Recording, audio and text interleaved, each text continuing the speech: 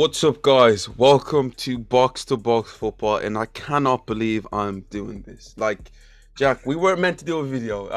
The Champions League, oh, Man City, Real Madrid, it's going Man City's way, not a problem. Like, that's surely not. And then Real Madrid happened. Real Madrid done Real Madrid things, and we'll get into that. Just a quick touch on the Liverpool Villarreal result yesterday. We didn't get onto it. I don't. I don't know why, but fair play to Liverpool. Villarreal, incredible comeback, but Liverpool's quality shone amazingly in like they're into the final. But I want to touch on just what just happened, Jack.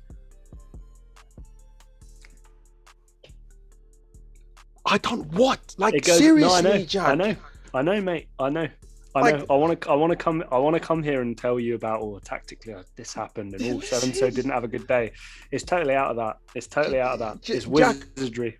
Jack, seriously, we can bring a tactics board right here and go. He goes. It's none of that. It's none of that. It's. I mentioned I'm not sure what I'm not sure what the guy's name was, but he put down a comment talking about he's Real Madrid fan and how he talked about this, and I mentioned about the Real Madrid aura, this like this faith, this belief, and to to a certain point, it's true. It's definitely true. Right. But for them to do it, Jack, in this sort of circumstance, this isn't right. This isn't right.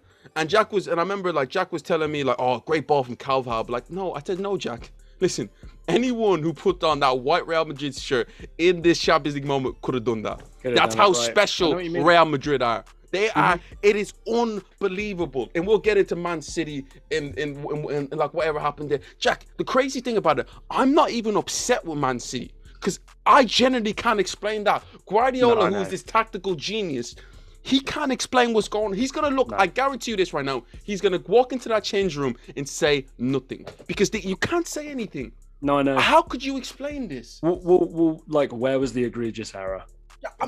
Realistically, where was the thing where you went, that's where you let yourselves down, guys. This was the thing in the game that let yourself, I think, you won't mind me sharing this, I'm sure. Like, before we started recording, James mentioned, Karim Benzema's XG for the Champions League. I'm pretty sure. What did you say, James? 5.3. So basically, Benzema scored 15 goals. His expected goals is 5.81. So it's basically look, guys, 6. And again, I'm not trying to make this about Benzema. He scored a penalty. Great penalty, fine, right? It wasn't the type of performance we've been expecting from him over the course of this so far. But every goal counts. They all have to go in, right? Yeah, James, just a different level of finishing. My one, if we're actually trying to break down the game, and I know it's impossible to do that with the way that Real Madrid played, I look at one thing. It's Pep and these negative substitutions. I'm not going to lie, James, when Kevin De Bruyne came off, that better have only been for an injury.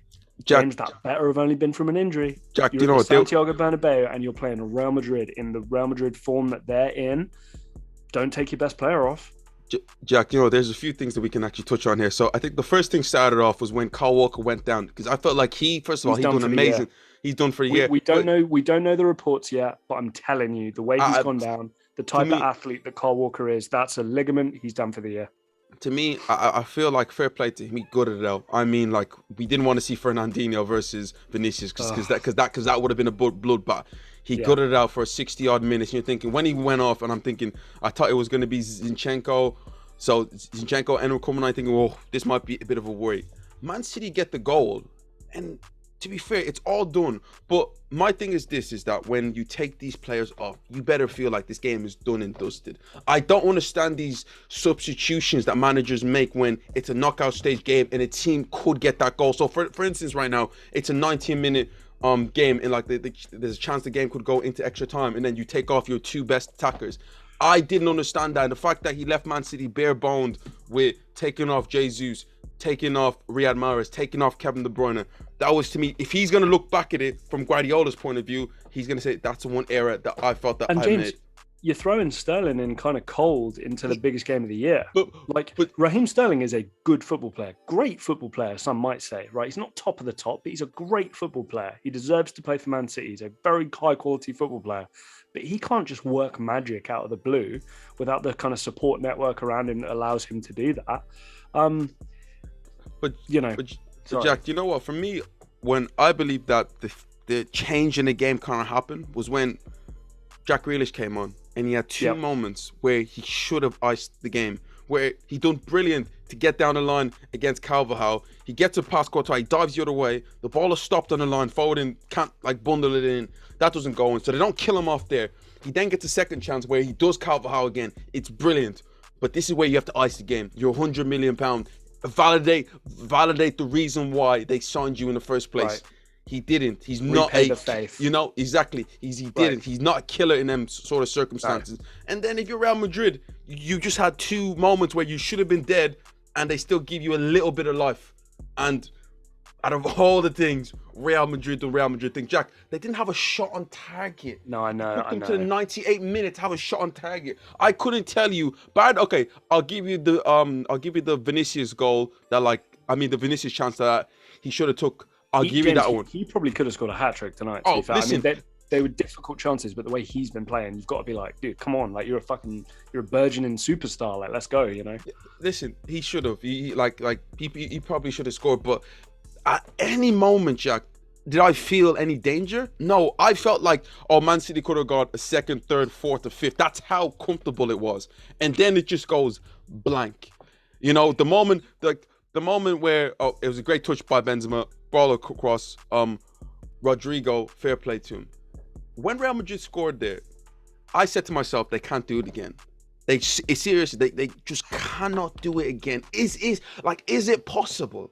But these are the kinds of teams, though, James, right? These are the kinds of teams where you say they can't do it again, and they do it again. That's all they need. They need enough living rooms in the UK, in the world, in Europe to be going, they can't do this again. And then they do it again. That's their bread and butter. But Jack, this is like a WWE storyline here. They just keep on writing these sort of stuff there. But to me, this only happens for one team, and that's Real Madrid. Yes, Jack, right. I want you to let's run it back. Let's run it back. This team lost to Sheriff, Jack. They lost 2-1 at home to Sheriff. Yeah, fair play to them. They go through to the next round. Yeah, they go against what's it called again? PSG, who are fantastic team, who have Neymar, Messi, and Mbappe. You're fantastic thinking group of individuals. My bad. Listen, thank you, Jack. Yep. But for 160 minutes, they're outplayed. Then at 15-minute blips, you're thinking, what have I watched? And I'm thinking, it's a DNA of PSG. And yes, it is, but that's Real Madrid. And then the next round against Chelsea, where, Jack, Chelsea come back, and usually teams who have the lead and lose that lead, they're shot in the heart. They should not come back. They crumble. They find a way to win. And this one just takes it to a whole nother level. Yeah. To score 3 goals, James, in the first leg, it was an absolute classic anyway. I thought that was it. I thought they'd kind of blown their beans. Like, you know, they were kind of expended there. They were like, you know what, we've done our first leg. Oh, I'm tired now. My goodness, I can't do this again. Yeah, okay, it took them a little while. It took them 88 minutes, but they then turned it on again in terms of converting chances that, yeah, to a certain extent, they have no right to score. And James, it's one of these kinds of things as well. I was saying to my friends at the pub, like, I'm expecting Bale to come on and score an overhead kick here in extra time. Like, that's the kind of level of like Hollywood. Well, Bale wasn't even. Well, Bale's right now injured. But yeah, Jack, listen. You know, the fact that they were able to even stay in the game against Manchester City, because Jack, Manchester City in that first leg was unbelievable. Yeah, created so many fantastic chances. If that was another team there, I guarantee Man City are walking out of there 5-1 winners, maybe 6 or 7. That's Jack. That's how good the performance was there. But the DNA of this football club, not to crumble. Yeah, when the going gets tough. And the players, James. I mean, there's a big list, a long list of names there who were part of that three-peat team, right? There is a long list of players there who were in the presence of the Cristiano Ronaldo Real Madrid era, right? There's a long list of teams there who have had unbelievable success, to a certain extent not comparable with any other teams within European football, right? I'm looking at, Benzema, Marcelo, he's still in the changing room. That midfield three is still there. Nacho has been there the whole time. Okay, he hasn't started. Of course, I'm not sure. He's been there. Militao's seen a lot of it. Carvajal has seen a lot of it. Courtois, has been there for good chunks of it as well. Lucas Vasquez, Jesus Vallejo has been there a long, long time as well. He even came on as a substitute as well. So James, there is enough there. Talk about winning mentality as well. Carlo Ancelotti is your coach. Jack, listen, That guy wasn't flustered. That guy wasn't flustered Jack, a minute. On everything, you can put a gun to this guy's face. He is still not flinching. Flinch. That's how the guy is so composed. And the awkward thing about him, he is comfortable being uncomfortable. Real Madrid as a team are comfortable being uncomfortable. It's mad. They love to suffer. Last 5-10 minutes. Last 5-10 minutes as well. Pep was in his chair. Listen, Pep Guardiola, he might as well just decide, you know what, guys, I'm not going to compete in the Champions League anymore. Because there's no way I'm going through this heartache. Jack, listen, I don't think Pep done this 10 years. By the substitutions, I don't think Pep did nothing wrong. James. He will sit there. Go on, Jack. Go on, Jack. No, and I agree with you. He did nothing wrong. I agree with you. He prepared this team. He's pulled this Man City team out of the dirt. Now they've had a lot of money to spend, and he's had all the opportunities in the world to have success. Premier Leagues, domestic cups, fine. He's not won a Champions League in 10 years, James. And now I'm not going to try and move this conversation into a Pep criticism fest here. I am not going to bend over backwards and tell everybody listening that Pep Guardiola is the greatest manager football has ever seen. If by your time managing Barcelona, Bayern Munich and Manchester City over a last 10-year period, there's a bunch of semi-finals in there. There's I think another final in there as well. Final. There's some quarterfinals, some last 16s. It's not good enough. If we're comparing him to that standard, the greatest coach, the greatest coaches, it's not good enough. Not for the teams that he's been managing. Do you know what? I said to me, today's game, I didn't feel like he did much wrong, to be fair. I thought his team and him managed the game well, by the substitutions, but James, by taking off his best players. We might find out tomorrow morning Kevin De Bruyne pulled his hamstring a little bit and Pep wants to still win a league and still do this and still do that. Then that's fine. That's honestly fine. I'm not going to just kill him for that right now. There could have been a problem. But Jack, okay, first things first. Karim Benzema, it's almost like a foregone conclusion right now. He's going to get he's going to get the Ballon d'Or. The only one that I think has a chance is Mane and Salah. They might creep in, depending on how successful Liverpool are. Because winning all four is a different story. Yeah. Jack, secondly, all right, I don't want to hear BT Sports, Sky Sports, I know where you're Fox going. Sport tell me that, Real Madrid should fear this Liverpool team. No. Or Liverpool go in as overwhelming favorites. First of all, Real Madrid are a 13-time winners. They have seen it all. They've done it all. This squad has seen it all. They don't fear anybody. No. Yes, Liverpool are amazing, but to say that they might get overwhelmed or anything like that, even if Liverpool go on to win it, to say like Real Madrid are going to fear Liverpool? No, I don't want to hear none of that. I don't want to hear, Liverpool are going to steamroll Real Madrid. No, Jack, we've said this on so many numerous amount of occasions. If you see Real Madrid, the final, it's almost written. James, Liverpool could dominate. We might see another 99 situation where Liverpool batter them and then... But you know what it reminds me of? It reminds me Liverpool are like the supervillain, right? With the gun to the head of James Bond.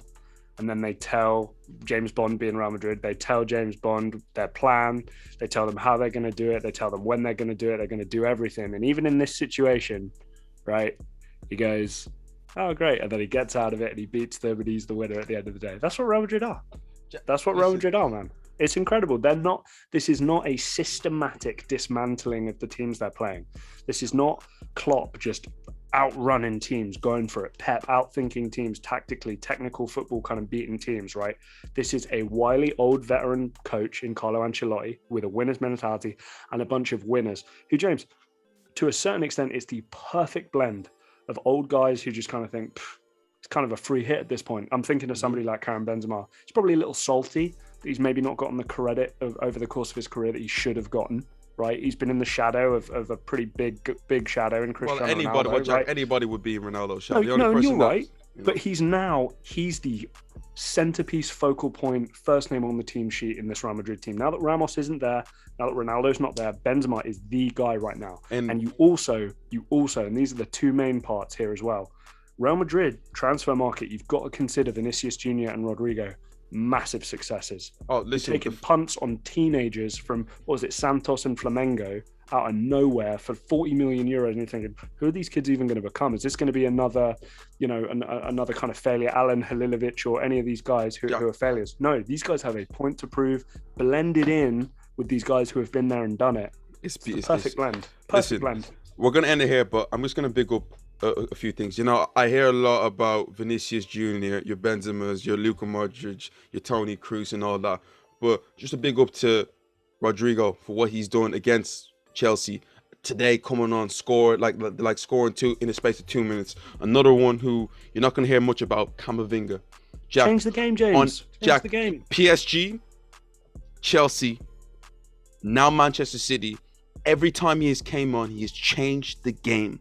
Liverpool and this too. Guy, I don't know who in Liverpool's midfield is going to get the better of this guy right now.